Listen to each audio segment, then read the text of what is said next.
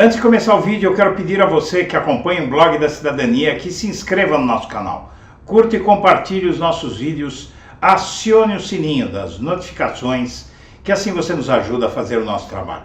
E vamos ao vídeo.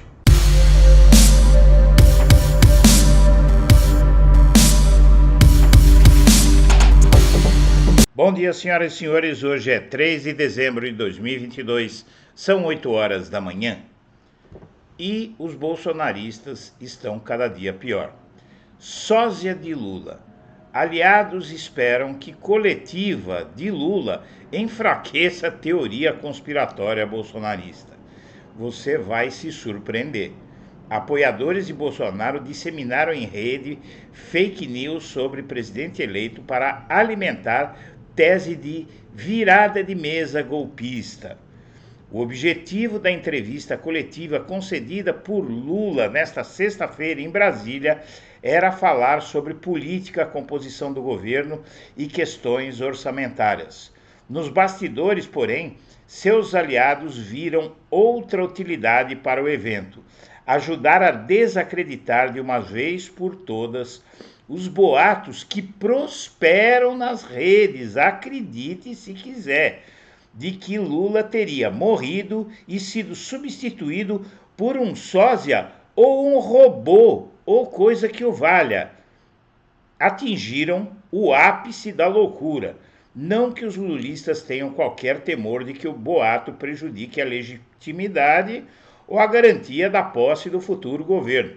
Mas como a teoria faz parte da narrativa golpista dos bolsonaristas que se recusam a aceitar o resultado da eleição, consideram válida toda forma de enfraquecer os rumores e a disseminação de fake news.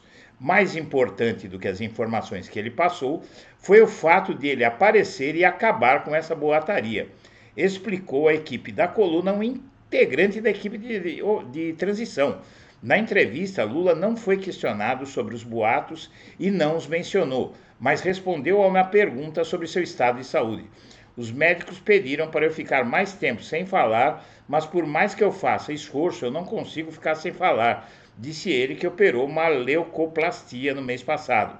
A tese mirabolante começou a surgir nas redes logo depois da eleição e se disseminou ainda mais depois da internação de Lula para o tratamento de uma lesão na garganta na volta da viagem ao Egito para participar da COP27.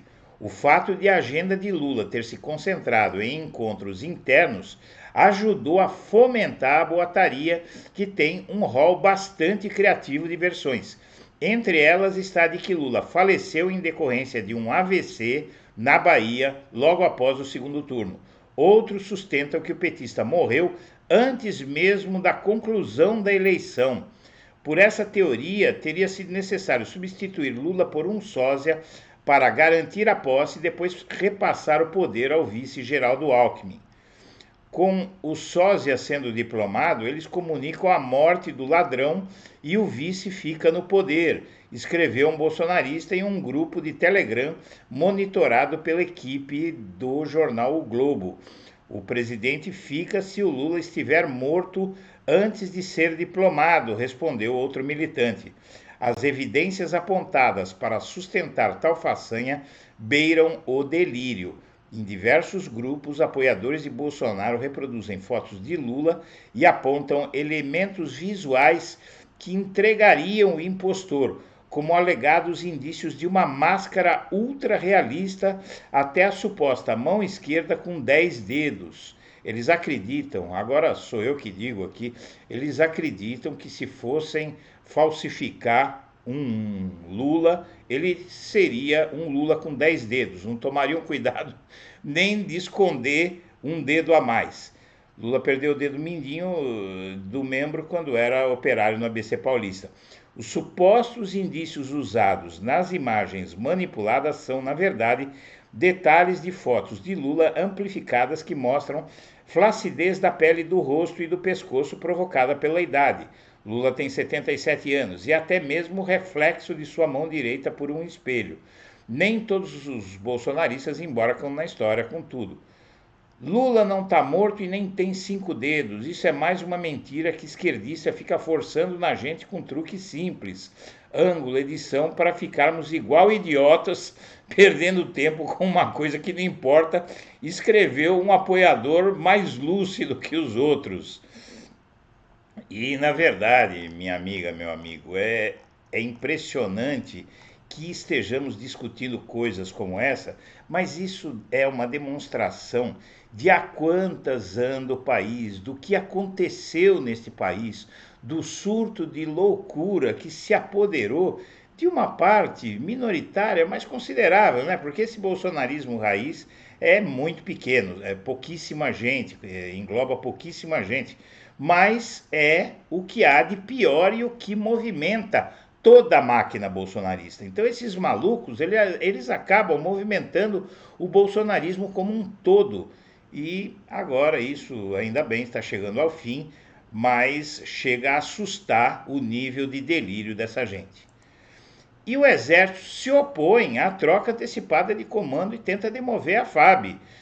Vejam bem, de onde nada se espera sai alguma coisa. O alto comando do Exército aconselhou o comandante bolsonarista ao extremo a manter a tradição e esperar a posse de Lula para passar o cargo. Em reunião nessa semana, o alto comando do Exército concluiu que não deve antecipar a troca do comandante da força, como foi aventado, e vai esperar a posse de Lula para preparar as formalidades para a passagem do comando. A decisão foi tomada na última quarta-feira, durante a reunião ordinária do colegiado de 16 generais do Exército. Segundo relatos de 3 deles, a antecipação da troca nos comandos seria imediata, com potencial para esgarçar ainda mais a relação dos militares com a gestão petista, que assume o Palácio Planalto em 1º de janeiro. A ideia sugerida na reunião do alto comando é seguir a transição como sempre foi feito, deixando para o futuro presidente a responsabilidade de nomear os comandantes. Para evitar rusgas com as demais forças, o Exército avisa somente que o assunto segue indefinido. Nos bastidores, no entanto, se iniciou uma articulação para evitar que o comando da FAB, do Brigadeiro Batista Júnior, deixe o cargo antes da posse de Lula. A sugestão de antecipar a troca foi patrocinada por Batista Júnior, comandante da FAB, considerado o mais bolsonarista de todos. Na última semana, ele deu ordem para auxiliares prepararem a passagem do comando no dia 23 de dezembro. A ideia compartilhada com os demais comandantes era dar a oportunidade da equipe de transição já escolher os novos nomes para os cargos. Caso não houvesse disposição do PT, o posto seria entregue provisoriamente para o oficial general mais antigo, de forma a não impactar fortemente a estrutura dos altos comandos. A transição dos comandantes foi assunto em reunião entre Freire Gomes, do Exército, Batista Júnior, da Aeronáutica, e Almir Garnier, da Marinha, com Bolsonaro na semana passada. A movimentação foi entendida como uma declaração de insubordinação dos chefes das Forças Armadas e obrigou Lula a acelerar a indicação do novo ministro da Defesa. Lula sinalizou que deve escolher o ex-ministro do TCU, José Múcio Monteiro, para o cargo. O nome foi bem recebido pelos militares. A reunião do alto comando do Exército ocorreu na terça-feira, 29. E 5 nomes já considerados certos para o ministério de Lula. Ao menos 5 nomes já são dados como certos por petistas nos bastidores para ocupar ministérios no futuro governo Lula. O primeiro deles é o do ex-ministro do Tribunal de Contas da União, José Múcio, para o Ministério da Defesa. O nome de Múcio deve ser um dos primeiros a ser anunciados.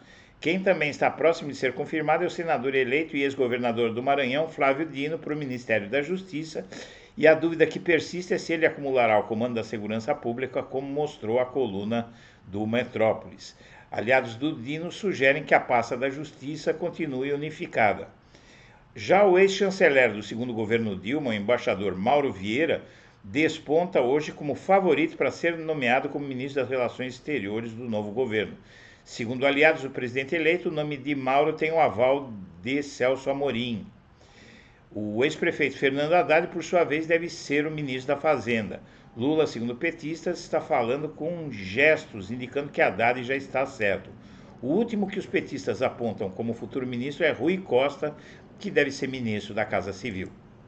E Lula diz que desenho da esplanada será quase uma reedição do seu segundo mandato. O presidente eleito diz que o desenho da esplanada, ou seja, quem serão os ministros e tal, será quase uma reedição do que havia no seu segundo mandato, que foi o mais exitoso de todos. Foi do segundo mandato que Lula deixou o cargo com 87% de aprovação. E Marcelo Neri, o pesquisador símbolo da era Lula, inclusive, né, ele diz que falta de focalização de programa social atrapalha combate à pobreza. O consenso de que o Bolsa Família deve conceder o valor de R$ 600 para todas as famílias beneficiárias reduz a eficiência da política. Na verdade é o seguinte, o Marcelo Neri acha que o Bolsa Família mais alto para todos é um erro. Bolsa Família deveria ser mais alto que 600 para aquelas famílias muito pobres e mais baixo que 600 para famílias que não são tão pobres. Até faz sentido, e essa é uma autoridade das mais importantes sobre a questão social no Brasil. Ele foi o chefe do IPEA, o Instituto de Pesquisa Econômica Aplicada, e é um nome de peso na pesquisa social no Brasil e no mundo. Eduardo Leite assume PSDB para construir nova oposição a Lula. E aí o PSDB se caminha para se enterrar de vez. Esse sujeito levou o PSDB para o colo de Bolsonaro em 2018 e continua promovendo estragos. Agora ele quer o PSDB que praticamente está extinto na oposição. Com isso, ele vai fazer o PSDB sumir de vez, né? E o governador bolsonarista de São Paulo vai cair de cabeça na privataria. Ele demonstra isso na escolha de secretários e auxiliares. E aí São Paulo vai pagar caro por essa escolha, porque está colocando bolsonarismo aqui no maior estado da federação, com todas as loucuras, com toda a corrupção, com toda a incompetência do bolsonarismo. São Paulo não se cansa de errar na escolha de governador.